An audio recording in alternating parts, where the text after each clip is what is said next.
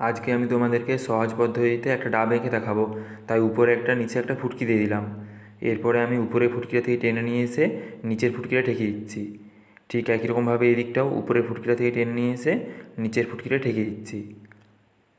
এরপরে এখানটা একটা দাগ টেনে নিচ্ছি, তারপরে এখান থেকে একটা দাগ টানছি, আর এখান থেকে একটা দাগ টানছি। এরপরে এই মাঝখানটা একটা দাগ টেনে নিচ্ছি। এবারে ডাবের ডাঁটিটা করে নিতে হবে। ডাঁটির এখান থেকে করছি, ডাঁটির এই দিকটা একটু লম্বা হবে, একটু লম্বা করে দিলাম। এরপর ডাঁটির এই দিকটা একটু ছোট হবে, তাই ছোট করে দিচ্ছি। ডাবটা আঁকা হয়ে গিয়েছে। এরপরে আমি ডাবটা কালার করে নিচ্ছি। ডাবটাতে হালকা সবুজটা দিচ্ছি, তার উপরটাতে একটু হলুদ কালারটা দিতে হবে।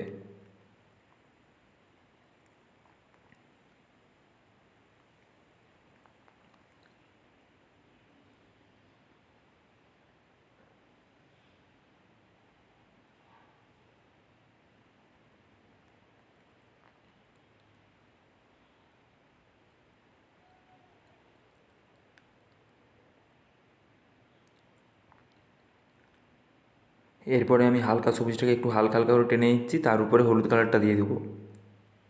এরপরে আমি হলুদ কালারটা দিয়ে দিচ্ছি।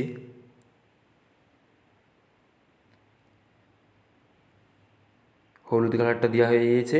কালারটাকে একটু আঙুলে করে ঘষে মিক্স খাইয়ে দিতে হবে, তাই একটু আঙুলে করে ঘষে কালারটাকে মিক্স খাইয়ে দিচ্ছি।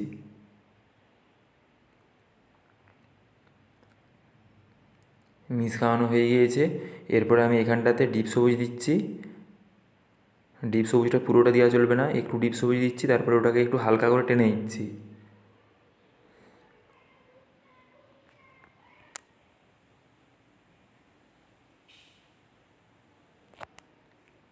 ডিপ সবুজটাকে হালকা করে টেনে দিলাম। এরপরে উপরটাতে আমি একটু হালকা সবুজটা দিচ্ছি, তারপরে ওটাকে একটু হালকা করে টেনে নিচ্ছি, তার উপরে হলুদ কালারটা দেবো। এরপরে আমি হলুদ কালারটা দিয়ে দিচ্ছি। হলুদ কালারটা দেওয়া হয়ে গিয়েছে। এরপরে আমি ডাঁটিটা কালার করে নিচ্ছি। ডাঁটিটায় প্রথমে একটু খয়েরি কালারটা দিচ্ছি, তারপরে ওটাকে হালকা করে টেনে দিয়ে মাটি কালারটা দিয়ে দিচ্ছি। ডাবটা কমপ্লিট হয়ে গিয়েছে।